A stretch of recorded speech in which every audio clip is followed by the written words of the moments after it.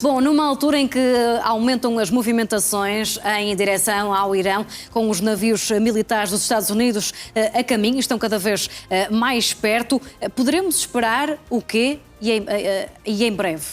Eu creio que neste momento Donald Trump está a fazer mais uma ameaça. Nós já nos habituámos, no caso da Groenlândia, no caso da Venezuela passou o nível da ameaça, não é? Houve uma ação mesmo militar, e aqui ele basicamente o que está a dizer é que os Estados Unidos da América continuam a ser a grande potência mundial, têm frotas que não são equiparáveis às de mais nenhuma nação, e por isso mesmo ele diz a frota está a ser enviada para lá. Pois Donald Trump é engraçado, ele usa vários termos. Ele recentemente chamou-lhe uma flotilha. Uma flotilha normalmente é algo mais pequeno e não tão pomposo. Agora já o ouvimos a utilizar a terminologia de armada, que é algo muito mais bélico e muito mais forte. Eu acho que nós temos que acompanhar de perto estes movimentos norte-americanos nessa zona, ou seja, no Médio Oriente alargado, por assim dizer.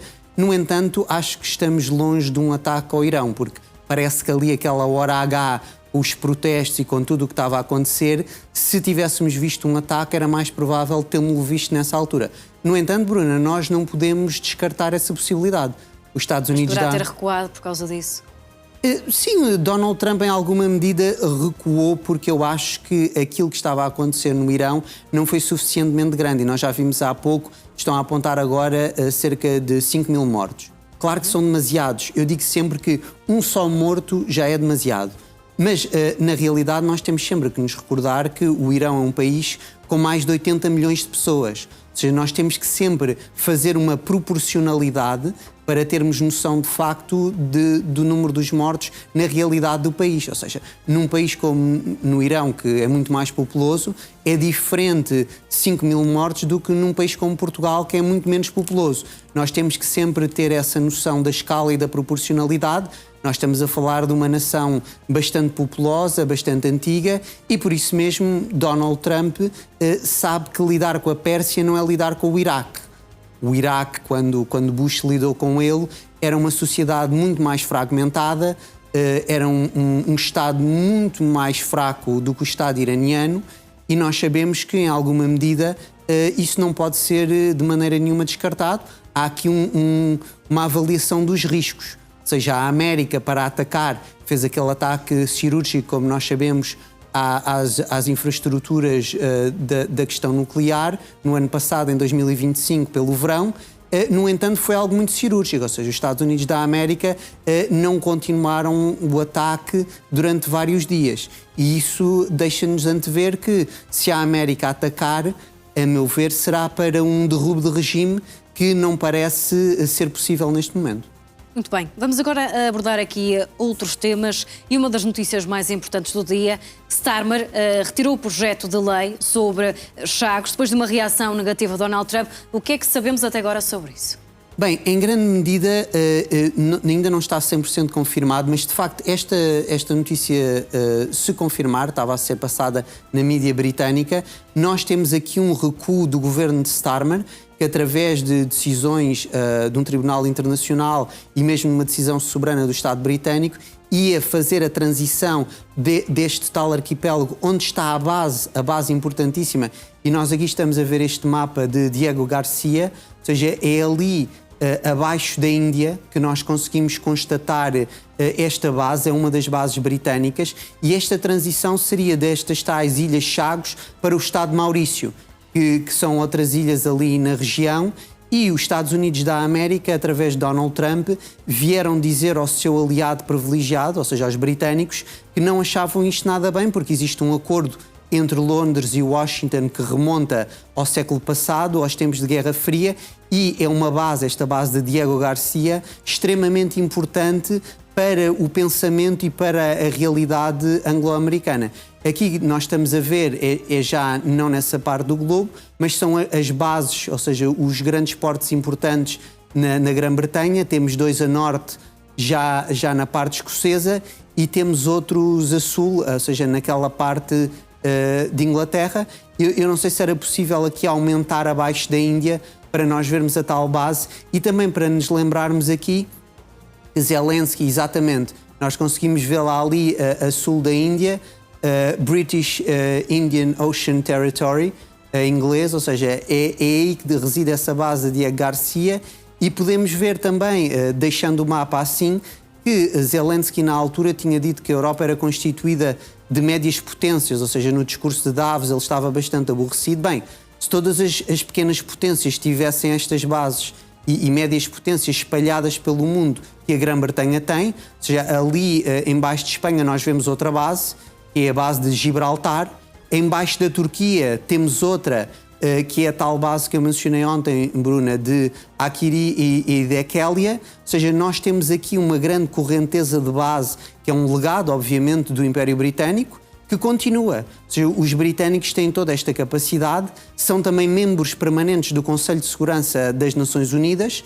E uma coisa que nós não podemos ver em mapas, mas eu acho que é importante mencioná-la, os britânicos têm os serviços secretos mais importantes do globo.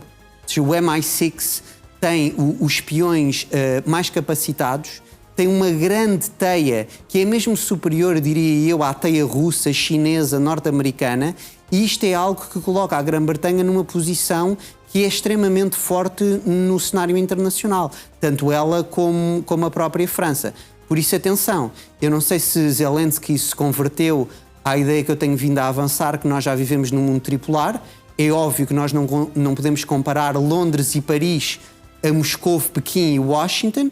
No entanto, juridicamente, à luz do direito internacional positivo existente, estas duas potências, tanto o Reino Unido como a França, têm o mesmo nível dentro do Conselho de Segurança das Nações Unidas e continuam a jogar um papel importante.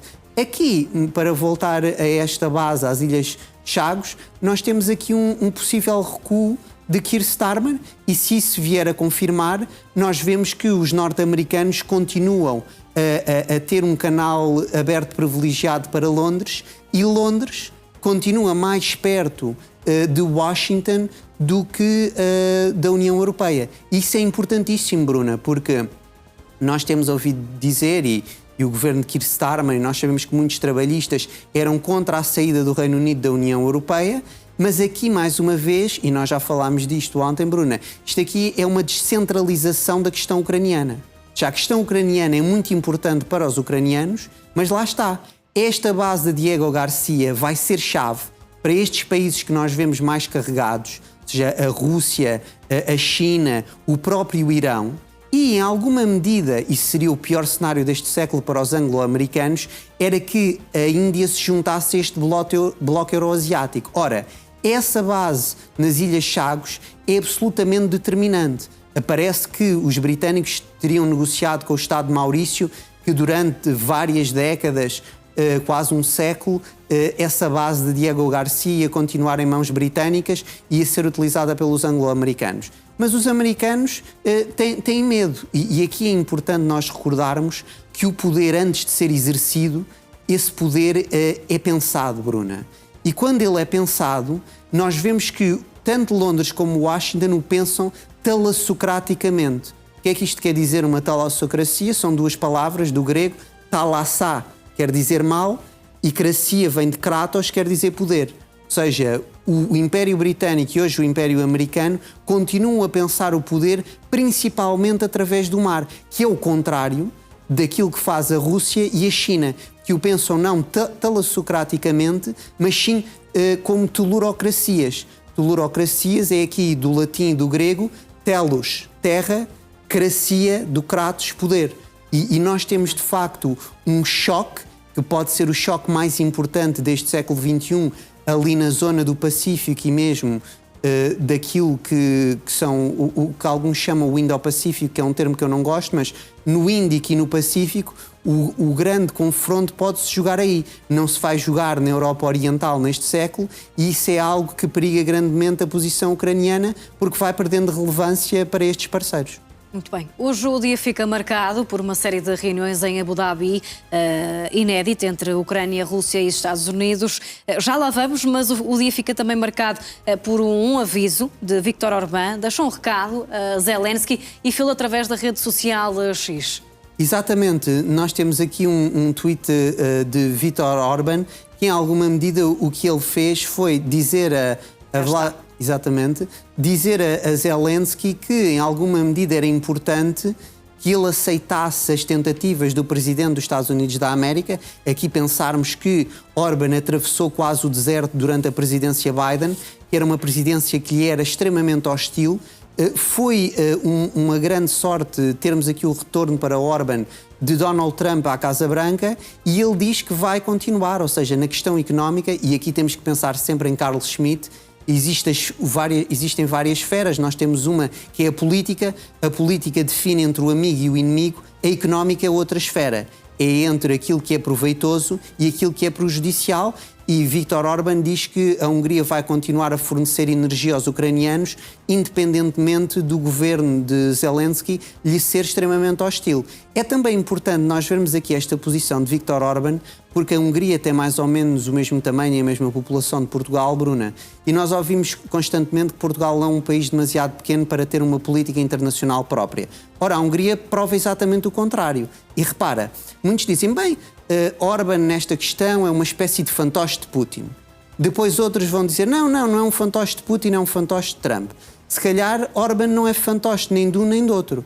Orbán é simplesmente um líder nacionalista que tem uma visão própria para o seu país, percebe que nós estamos já numa realidade que é multipolar, já não estamos no unipolarismo norte-americano, e por isso mesmo ele tenta negociar com estas grandes potências. De notar que também ele tem uma relação interessante com a China, e é um exemplo de que um pequeno país, com todas as dificuldades que pode ter, pode de facto jogar um papel extremamente importante no tabuleiro internacional.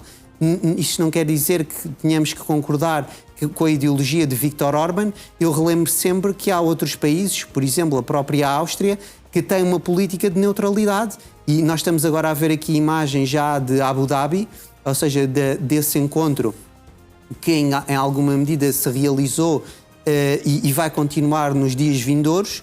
Temos aqui o Merov, que esteve a liderar aquela parte ucraniana no acordo. E repara, Bruna, isto aqui, em alguma medida, é triste para nós, porque isto demonstra a decadência europeia. Porquê que este acordo se realiza nos Emirados Árabes Unidos? Este tipo de reuniões, normalmente, costumavam ser realizadas na Suíça.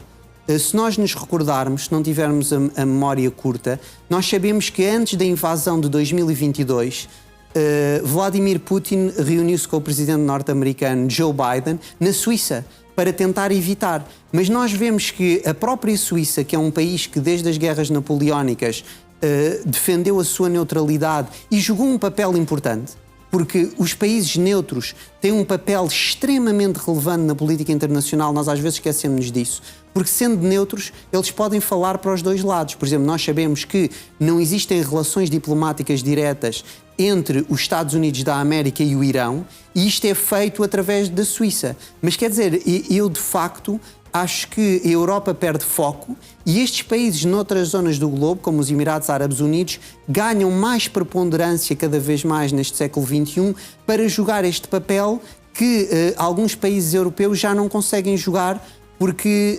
abandonam a neutralidade e são cada vez mais parte do conflito. Eu acho que é positivo, mas atenção, há um problema na trilateralidade, que é, em vez de termos duas cabeças, temos três. E aqui nós sabemos que os americanos estavam-se a reunir primeiro com os ucranianos e depois com os russos, ou seja, tínhamos uma bilateralidade e depois passavam, em alguma medida, a mensagem entre os dois. A trilateralidade vai criar algumas fricções. Eu creio que nós podemos... Mas o facto de sentarem juntos por si só já é um bom sinal. Eu acho que é um sinal positivo, mas ao mesmo tempo acho que não devemos ter expectativas demasiado elevadas, porque quando as temos, normalmente sofremos grandes decepções. Eu acho que isto, em primeira medida, vai permitir mais trocas de prisioneiros. É algo que já aconteceu no passado e acho que isso é positivo. E a diplomacia serve exatamente para isso, Bruna. Ou seja, nós temos, na realidade, a diplomacia para falar com os nossos inimigos. Porque para falar com os amigos nós não precisamos da diplomacia. Nós podemos falar simplesmente num enquadramento oficioso e aí não é importante. Ou seja, a diplomacia serve in primis para falar com os nossos inimigos. Eu acho que isto é um avanço pequenino, classificaria eu como pequenino, mas em alguma medida não devemos descurar isto e devemos congratular-nos desta positividade e deste avanço. Muito bem. Hoje, ontem já falamos aqui das palavras de Zelensky, que já tinha tecido algumas críticas, ele hoje continua, hoje disse que sem os Estados Unidos a NATO não é NATO.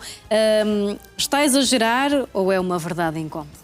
Eu acho que não, eu acho que Zelensky aqui está a acertar em cheio na mousse, ou seja, eu concordaria com ele. A NATO não é NATO, se calhar é excessivo, mas é verdade que a América é o membro mais importante da NATO, sempre foi, desde o início da aliança, no começo da Guerra Fria, e isso não mudou. Ou seja, nós aqui depois também temos uma grande confusão e já vimos imagens há pouco. Mais uma vez veio esta palavra, que para mim é a palavra mais importante da modernidade política europeia, que é a palavra de soberania. E nós vimos a primeira-ministra dinamarquesa com o primeiro-ministro da Groenlândia. Só que o problema aqui é, Bruna, só um é que pode ser soberano. Ou é ela ou é ele. Ou seja, a soberania não se partilha, é una e indivisível. E isto cria aqui um grande problema, porque depois também temos a questão de uma monarquia ou de uma república. Por exemplo, no caso da Dinamarca, nós estamos face a uma monarquia e, tecnicamente, ou seja, constitucionalmente, o soberano até deveria ser o rei.